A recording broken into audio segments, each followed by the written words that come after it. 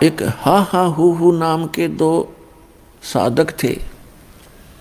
हा हा हु बंदे होते तोलत हैं बलभारे, और गज और गरहा भय बने भवसागर 10 संस अधिकारे। श्वास घटा बलहीन भयो जद खींच लिया मझधारे, अर्ध नाम रसना से टेरा सुरत सुमरत है रंकारे। एक हा एक हु दो साधक थे तपस्वी।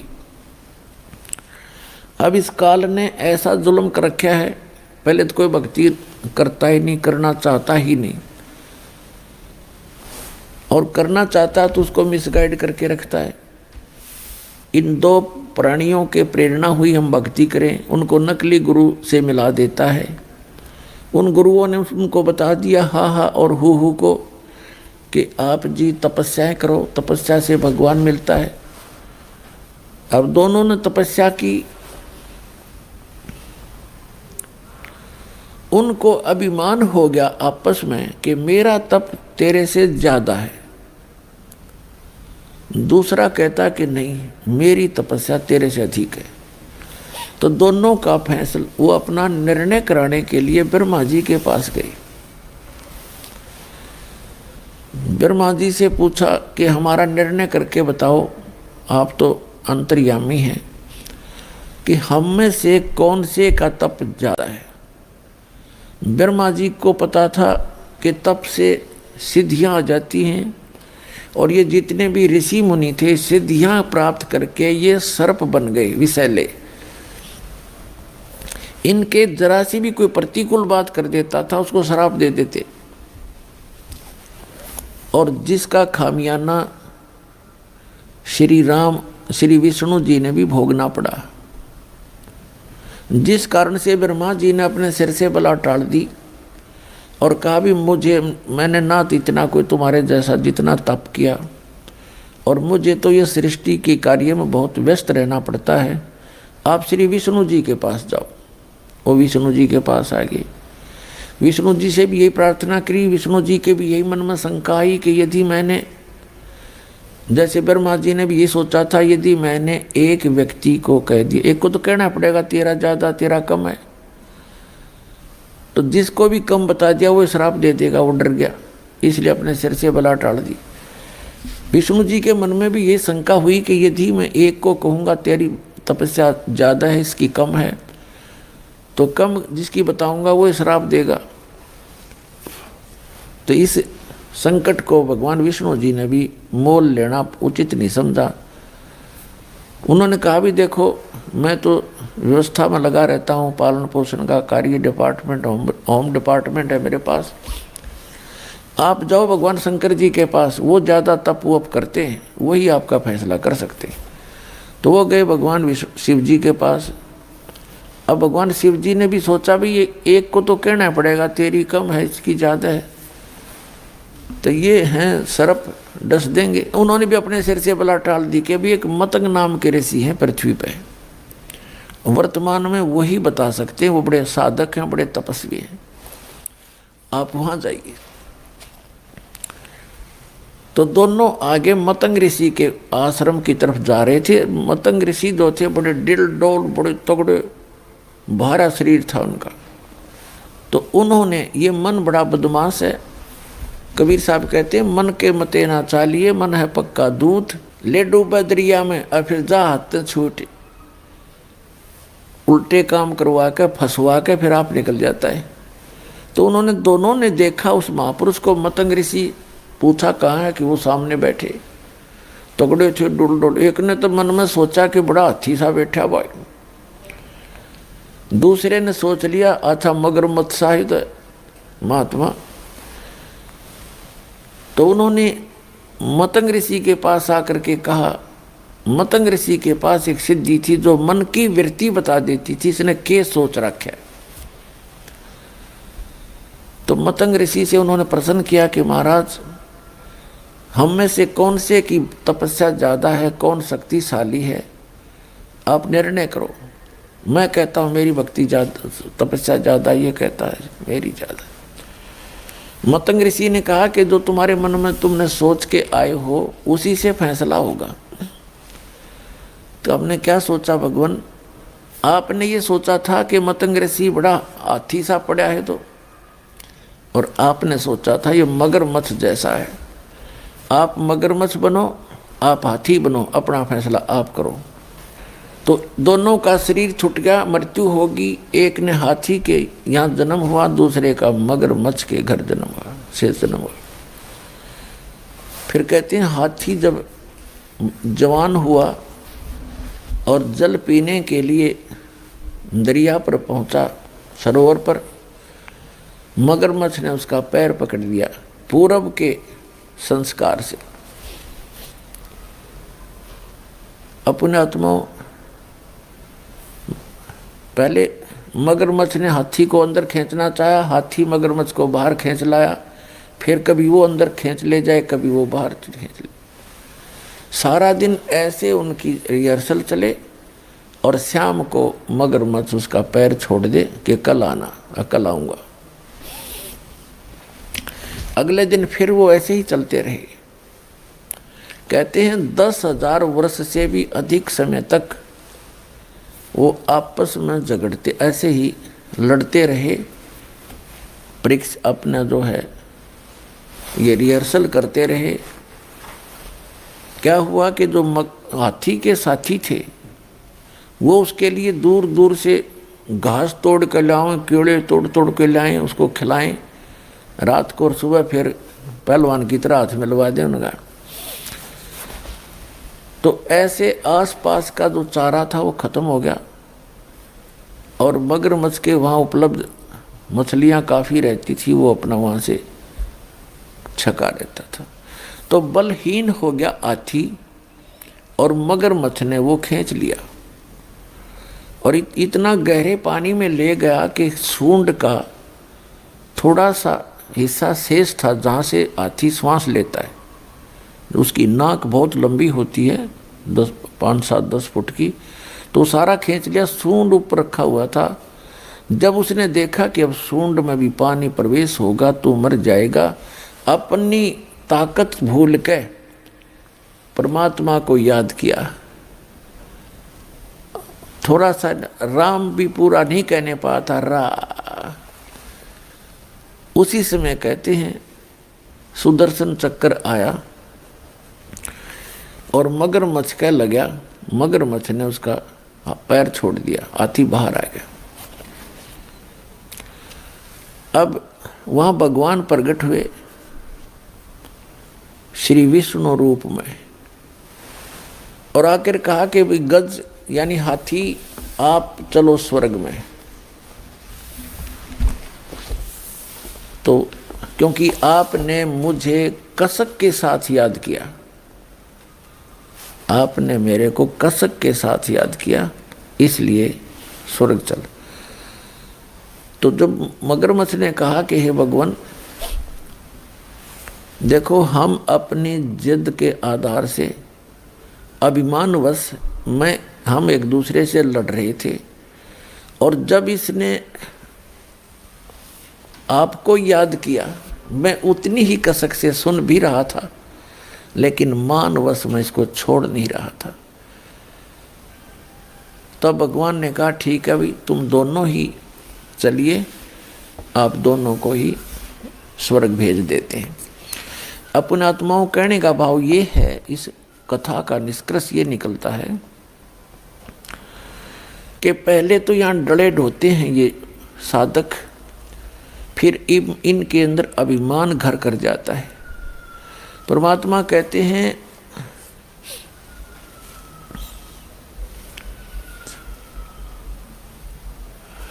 सत्संग की आधी घड़ी और तप के वर्ष 1000 तो भी बराबर है नहीं, कहें कबीर विचार। अब इससे क्या निष्कर्ष निकलता है कि पहले तो ये डरे ढोते हैं, फिर इनमें अभिमान हो जाता है। इन सिद्धियों के कारण एक दूसरे से प्रभु पाक जाते हैं, किसी की हानि ज़्यादा कर देते हैं तो लोग उससे डरने लग जाते हैं, उसको पूजने लग जाते हैं इन ऋषियों को, और किसी को वो थोड़ा मोटा लाभ दे देते हैं अपनी पुण्य से, और उनकी अपनी बैटरी डिस्चार्ज होती जाती है और उनको थोड़ा बहुत राहत दूसरे को दे सकते हैं। दूसरा ये निष्कर्ष निकला कि तप से तो कोई बात बने नहीं, लास्ट में उन्होंने परमात्मा को कसक के साथ याद किया, तो उससे उनको जो लाभ मिला वो हजारों वर्षों के तप से भी नहीं मिला था। तो परमात्मा कहते हैं चाहे कितना ही तुम तप करो, कितनी अन्य क्रियाएं करो, यदि आपके पास भक्ति नहीं है, आपके पास नाम सही नहीं है, तो आप जी वो उस सतर का भी लाभ प्राप्त नहीं कर सकते जहाँ की आप इच्छा रखते हो। जैसे कोई श्री कृष्ण की पूजा करता है, कोई विष्णु जी की पूजा करता है विष्णु रूप में, कोई भगवान शंकर की करता है, तो कहते वहाँ के सतर का लाभ भी आपको उनके मंत्रों से ही होगा, जो मूल मंत्र हैं, मूल नाम है उनके। और दूसरा जो निरंकार, यहाँ पर तीसरी जो बात क्लियर ये होगी आपको कि जैसे उसने रा कहा था, भगवान को याद करना चाहा था, तो इसको निरंकार धुन कहते हैं। निरंकार धुन, निरंकार जैसे ये राधा स्वामी वाले नाम देते हैं ओंकार, ज्योत स्वरूपी निरंकार। तो जो निरंकार है न, पता नहीं निरंकार होता क्या है। जैसे इंसान मरते हुए भगवान को याद करता है विशेष कसक के साथ, वो निरंकार धुन है, निरंकार लौ है उसकी, वो निरंकार लगन है। जैसे हाथी ने मरते हुए रा गया था, ऐसे जो कसक के साथ मालिक याद किया जाता है, यानी उसकी कीमत अलग से होती है।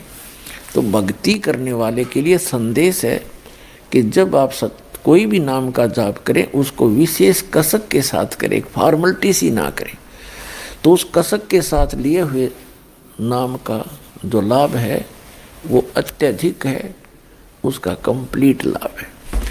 तो यहाँ कहने का भाव ये था कि पहले तो ये डले डोते हैं, फिर आंडी पाक जा अभिमान हो जाता है भक्ति करके, और फिर यहीं के यही रह जाते हैं। तो यहाँ जो चौथा कंसेप्ट ये क्लियर हुआ कि जैसे कोई परमात्मा की कथा सुना रहा है कसक के साथ, और सुनने वाला भी सुन रहा है उसी भाव से, तो दोनों को वो ज्ञान लाभ प्राप्त होगा। उस ज्ञान यज्ञ का जो लाभ है दोनों को ही प्राप्त होगा। जैसे दास सत्संग करता है और आप हृदय से सुन रहे हो, तो दोनों को ही लाभ हो रहा है, दोनों को उस सतर का लाभ मिलेगा। फिर बताते हैं कि दुर्योधन और दुशासन को द्रौपदी चीर उतारे, अंधे को कोपीन देई थी, वो बद गे अंत अपारे।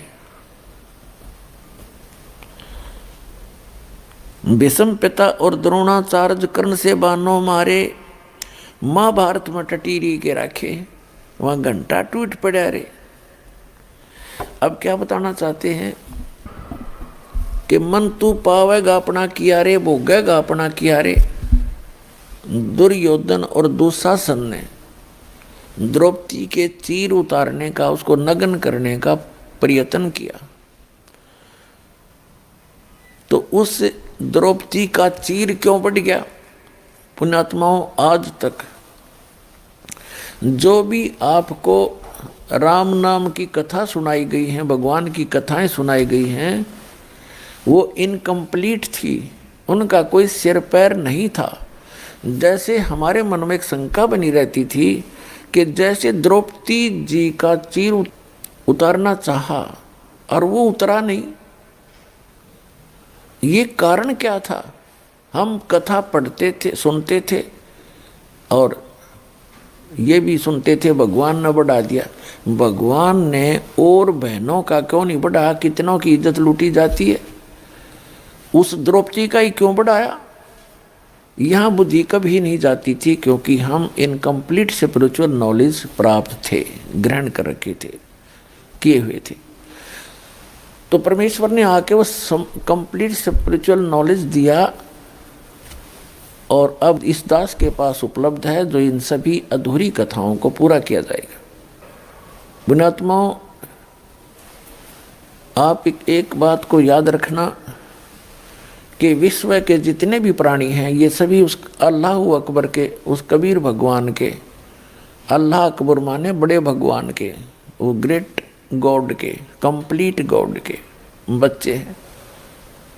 और आज जितने भी पोस्ट प्राप्त हैं, जैसे कोई ब्रह्मा बना है, कोई विष्णु बना है, कोई शिव बना है, या कोई अन्य पोस्ट प्राप्त है,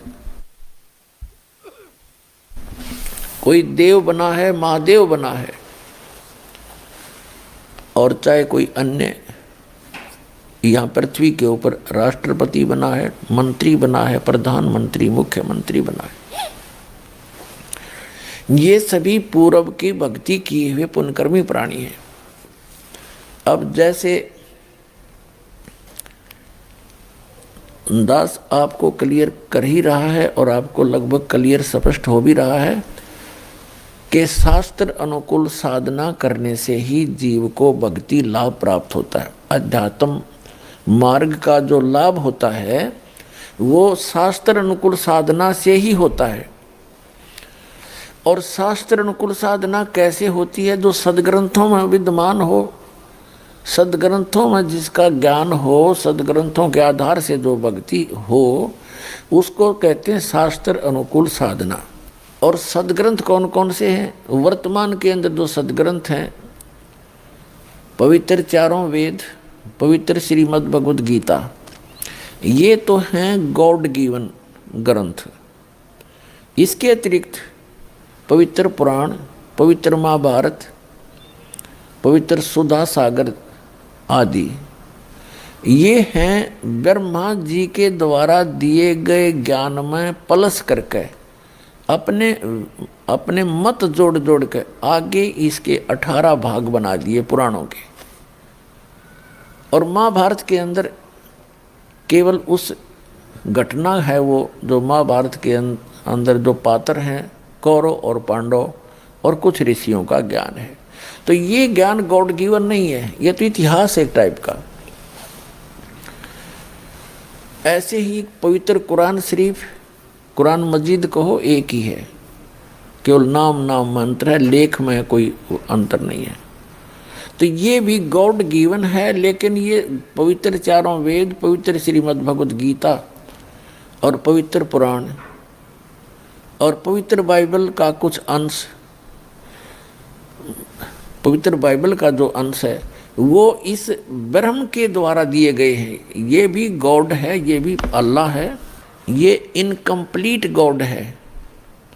जैसे भारत का जो राष्ट्रपति हैं और प्रधानमंत्री हैं, ये कंप्लीट साहब हैं, हमारे साहब हैं।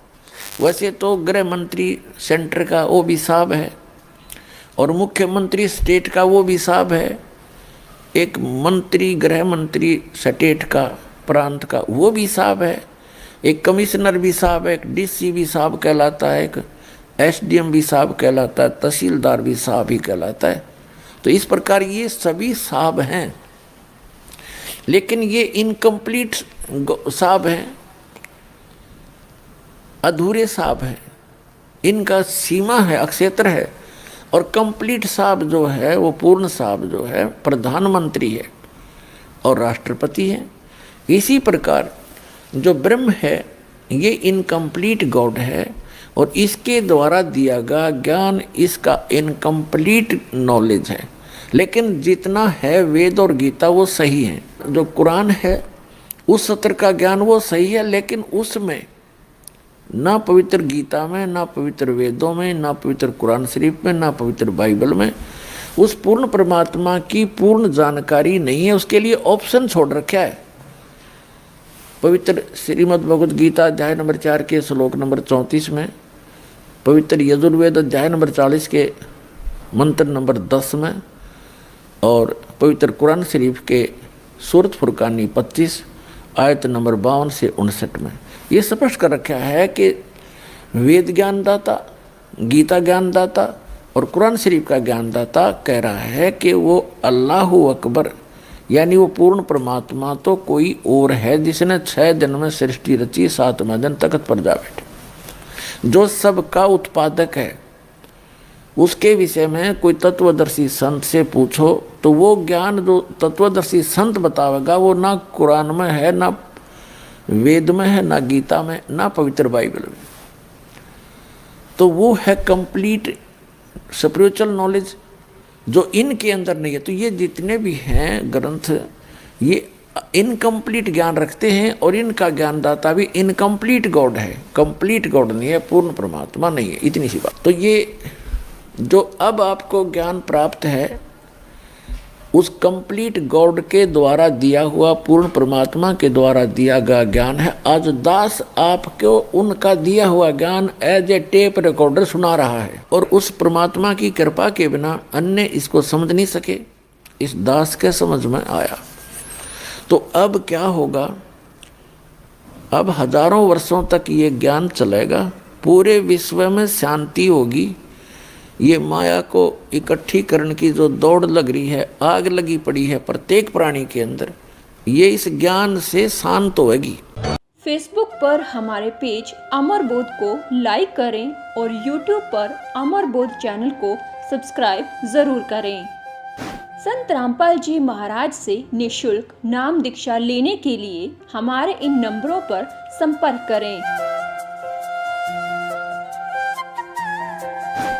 घर बैठे निःशुल्क ज्ञान गंगा या जीने की राह पुस्तक प्राप्त करने के लिए अपना नाम, पूरा पता और मोबाइल नंबर हमारे इन नंबरों पर SMS या WhatsApp करें।